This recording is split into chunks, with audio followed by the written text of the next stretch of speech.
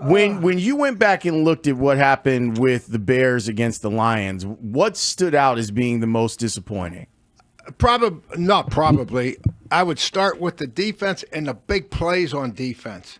That runs and passes. That was disappointing. Would be a nice word to say it. Surprised, and like I say, the runs. I mean, we're not going to get into the numbers. I mean, that is what it was. Obviously, that's last week. We got to move on, but that's got to be corrected. You can't let teams score in 3-4 plays like we let them do it. That gives you no chance to win. I mean, if a team takes the ball and they drive 80 yards and go the long, hard way, then that's one thing, but not averaging 8.8 yards per play. Yeah, I mean that's insane. And St. Brown had 9 catches. He's your number one guy. I mean, if you're going to go in and say we got to stop one guy, when they're going to throw the ball, it's him. But they do a nice job, and I'm sure that defensively, a lot of this stuff fundamentally, and I know a lot of people got bent out of shape when I said, the film. It's never as good and never as bad. And by that I meant, I've been in some games that we won and everybody's feeling hee ha ha. You put the tape on and we really didn't play good. The other team made mistakes. Where in this game, I really believe in my heart. These guys are good coaches. I've been up there. I know a lot of them personally. And these guys are good coaches. They know what they're doing. They work together. They have good system. The system we saw at Detroit is Ben Johnson's system, okay? So we know that it works.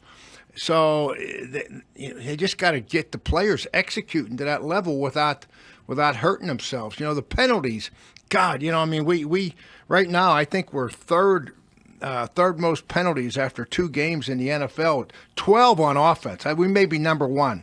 We have had 12 offensive penalties in 2 games. I mean, that's a killer right there.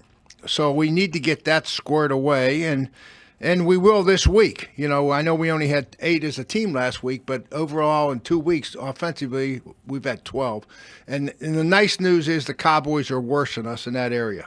Cowboys had 12 last week. We had 8, so they're right there with us. So we just got to take advantage of that and not get – how about this? We're 0 for 4 in fourth down conversions, okay? The second, us and Denver are the only 2 teams that are over, okay, in the NFL. So we're tied with them for 31st and 32nd. So we gotta be able to first down, opening drives. No one's better. Caleb's completing 90% of his passes in the first quarter. Then he drops to 50%. So the scripts are good. The plays are good. It's when they start changing and they start adjusting that our players need to adjust, or however you want to look at it.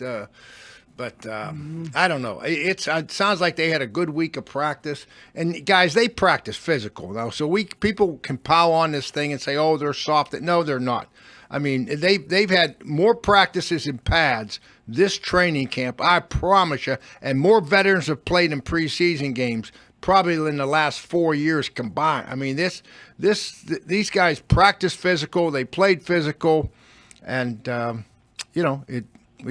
believe it's going to come. I think it's going to happen. Hey, Coach, when you did a very nice job of explaining the difference between Dennis Allen's 4-3 to Matt Eberflus's 4-3, yeah. Right? And really, Dennis, he goes like a 4-2-5 now. If Kyler were healthy, that's what we'd be seeing, right? I believe. But anyway, what we saw against Detroit is not what I expected to see. Like, there were a lot of mixed up coverages. There's some zone, there's some man. I didn't see a lot of pressure, and certainly not a lot of pressure that got there. As Ben said, we didn't affect the quarterback at all. That's scary. So why does the defense look so different than what I expected to see? Is that just talent? Is it the injuries in the secondary? Does that limit his options? What's going on? When Lawrence asked the question, what surprised me the most, it was the big plays. And the second thing that I would say was that we did not see the pressure you're talking about, Spigs. in practice, I mean, I saw the guys, they had 6, 7 guys at the line of scrimmage walking around, and all of a sudden a backer comes or a safety comes. I mean, it was the uncertainty of who was coming and where they were coming from. That was a big part of the practice I was at. And you're right. It's got to be because of the injuries, and we just didn't want to get in one-on-one situations, so we were trying to play zone, and we didn't do a good job of executing the zone. So it'll be curious to see against Dallas how you'd like to say, okay, well, we've had enough of that. We're coming after them. Well, George Pickens and C.D. Lamb. I mean, is this the team you really want to come after?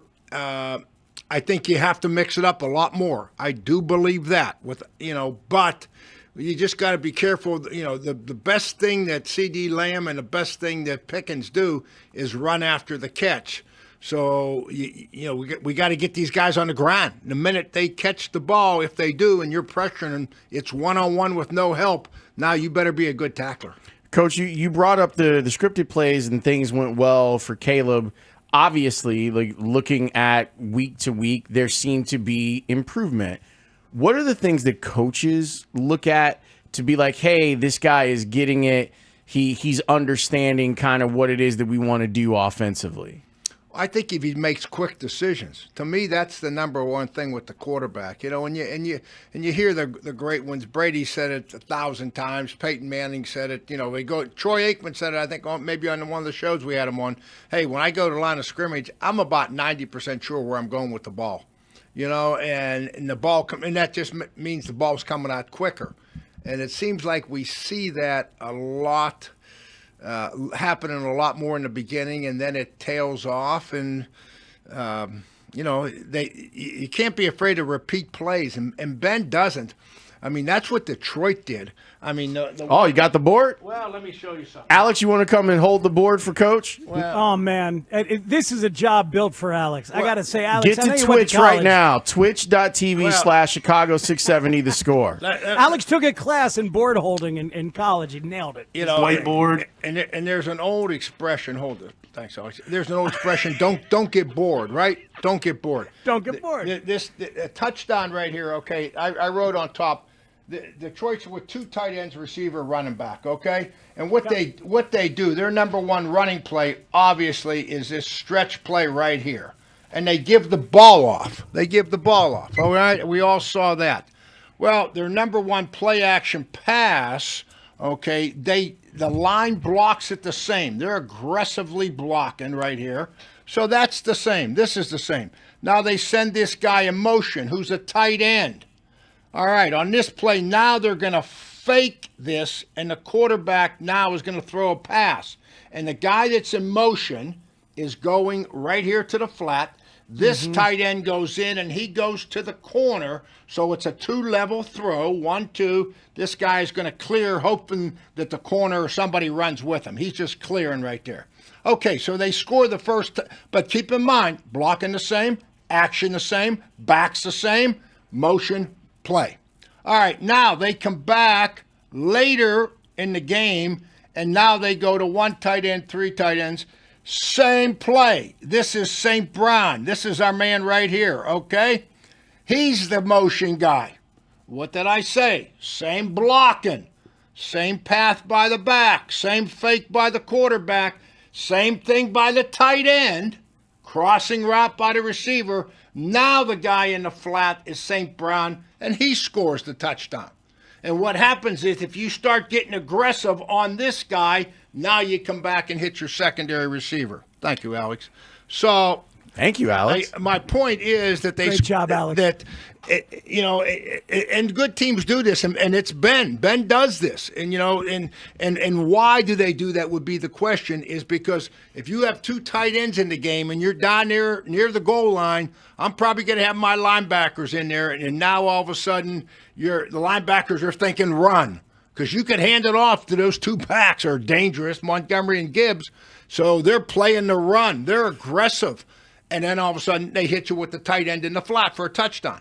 Then they come back and they put in the 3 receivers. Now it's run, pass, but you're probably thinking maybe pass. Maybe, okay? let's say you're thinking, and so now all of a sudden he comes in motion, but it's a play fake. It freezes everybody, and now they hit the receiver in the flat. So it's the same action, and the quarterback is repping. Think of this in practice, that the quarterback's making the same throw. It doesn't matter who he's throwing to. Could be throwing an offensive lineman or a running back. Doesn't matter. It's the action the same. You're getting reps at it. The path is the same. And then they come off and do the same thing and hand the ball off. Which they did in the game for about 6 yards or 7 a carry, whatever it was. So it's a nice package, and it puts a lot of stress on the defense with all personnel groups. It doesn't matter who's in the game. Listeners, what you have just gotten is a football education from a man who won a college national championship as a D coordinator and a Super Bowl as a defensive coordinator. Just amazing stuff with Dave Wannstedt here on Spiegel and Holmes. I mean, that's incredible breakdowns of what Detroit did to the Bears this past It's simple. This past week. It's almost too simple. It really is. But that's what happens. And I think, we talked about Caleb in the first quarter. He's averaging 90% completions. Well, let me ask you about Caleb, Coach. Let me ask you about Caleb because Matt Eberflus knows him.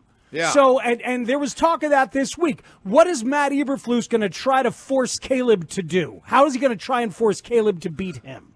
Well, he's probably going to try to get him out of the pocket. That would be the first thing. Yeah? Because he's good out of the pocket. Yeah, but I think those throws are, kind of hit and miss. Anytime you're running for your life and you're throwing one up for grabs, I'd rather have a quarterback kind of doing that, than sitting back there throwing on time. So he's gonna push him a little bit inside. That's the success that Minnesota had. I mean, they had 12 pressures by their 2 defensive tackles. And that was the difference in that game, in my opinion. And that's where quarterbacks are most uncomfortable. Yeah. They can deal with pressure from the outside. They don't like pressure up the middle. Yeah, and he'll probably bring some I would expect a little bit of outside nickel blitz from Caleb's right side, anticipating him getting out of the pocket. The whole key comes down to we can't have Caleb in third down. Our third downs have averaged, guys, third down and 9.5 yards or something. It's one of the 5 worst in the NFL. I got it written here somewhere. I mean, so my point is, you make it's third down and 8, 9, 10, 11, 12. That's tough to dial up a play against the defense and convert those. So we need to do a better job, and we're 4 for 4 in the red zone. But guess what? Where did I write this down? We've only been in the red zone 4 times. We've scored on all 4. That's the 3rd fewest red zone trips by any offense in the NFL after 2 weeks. And I know it's early, but my point is we need to have more sustained drives, and you're not going to get sustained drives when it's third down and 10. You're fighting the odds. Third down and 3, 4, 5. Now the odds swing the other way.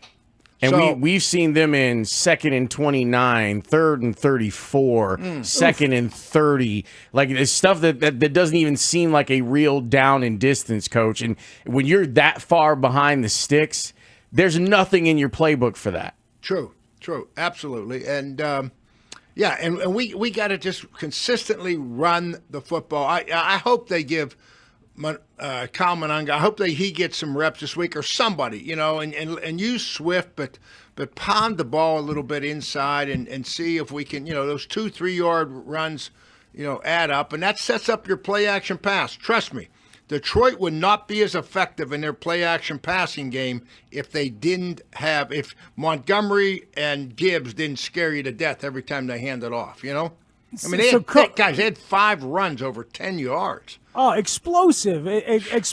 Now, I mean, we've been thinking about this, what it's going to look like without those guys as backs. Do we have is this a data point? Is this some proof that the quality of the running back matters? It's not just the scheme. We think of running backs as like a fungible thing, like it doesn't matter who it is. They can all get yards, but hell, Gibbs and Montgomery are a lot better than Swift. Absolutely. And running the football inside, tackle to tackle, absolutely they are. And, Swift is better, obviously, catching the passes and on the edge and stuff like that. But, yeah, we need to and we should be able to block these guys. This is a game that, I mean, guys, Russell Wilson threw for 450 yards, 5 touchdowns against the Cowboys. Yes, he did. So this is a game that Caleb and Eberflus, I don't expect him to do a lot of blitzing.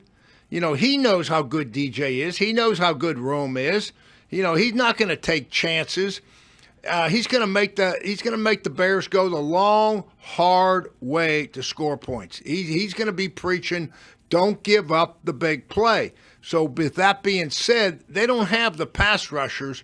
So, God, Caleb should have, whether it's play action or drop back, this should be a week where he shines in my mind because he's going to have time.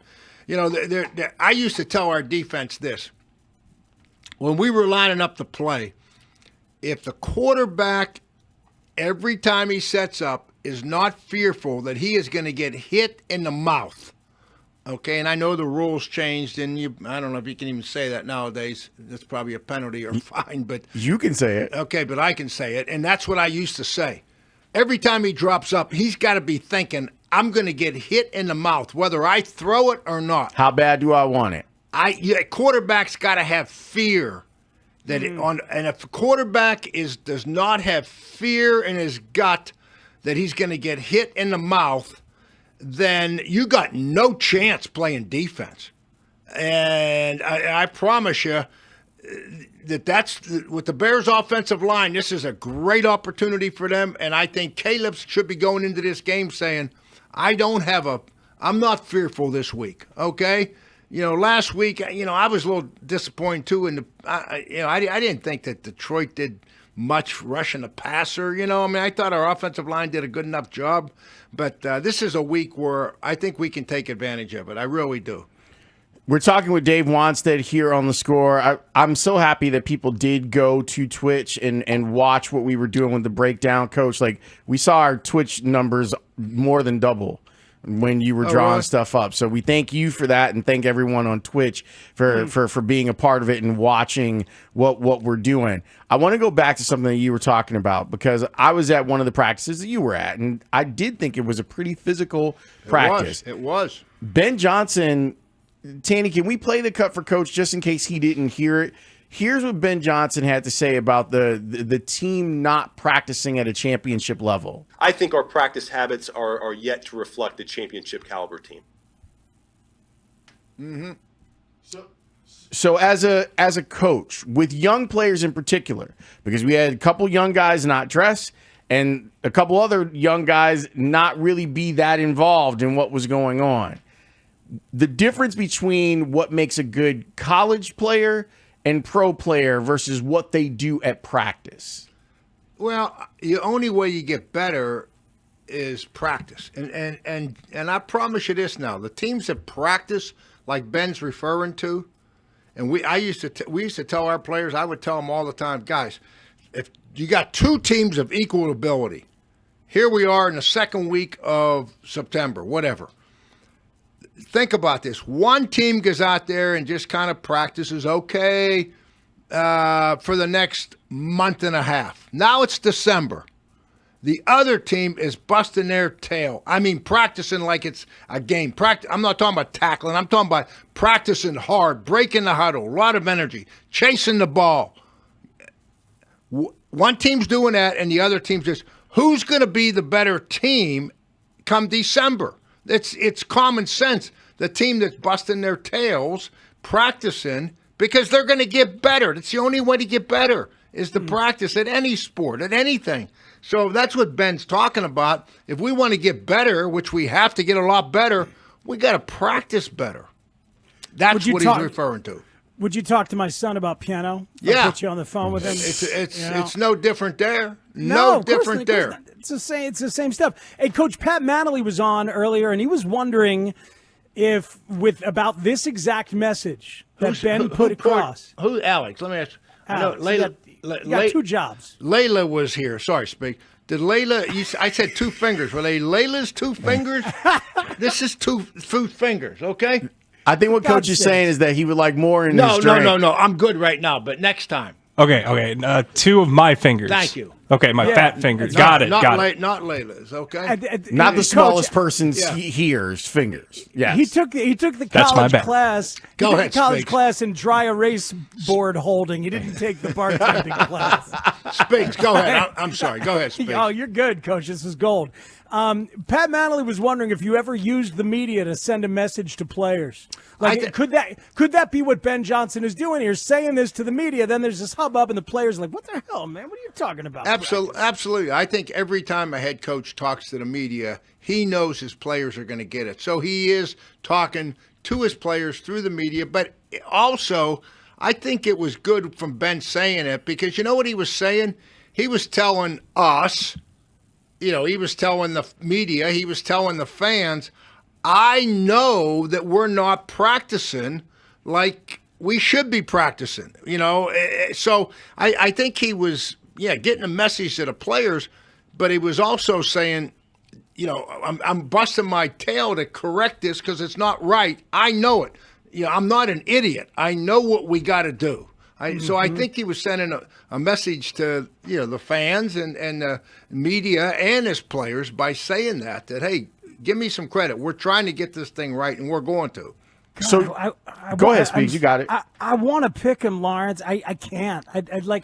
There's just no way in hell I can pick the Bears this week. This is why? Because why? it's a how's it's that? a Cowboy. How's Dallas going to beat them? They're going to score more than 30. Yeah, and they will. And then they will do that. They will do that. How do I have faith that Caleb's going to lead this offense to score 30 right now? He's a work in progress. There's too much to do. The way to beat this team is to get him down the field, and Caleb's a little hesitant on the deep ball. He's a little risk averse on the deep ball. I'm having a hard time picturing him doing some of what Russell Wilson did to this guy. Yeah, no, I get it. I'm picking him just because of I think they had a better week of practice. I think Dallas is feeling good after their last-second kick against the Giants. So I think they're feeling good about themselves. Mm-hmm. I think that the Bears practice better. I think the Bears are at home. And that's how this league usually works. You're right. Yeah, that's how it usually works. I'm on all the factors that I'm thinking that I've gone through both sides of it. I'm liking the Bears. I'm liking the Bears. I truly am.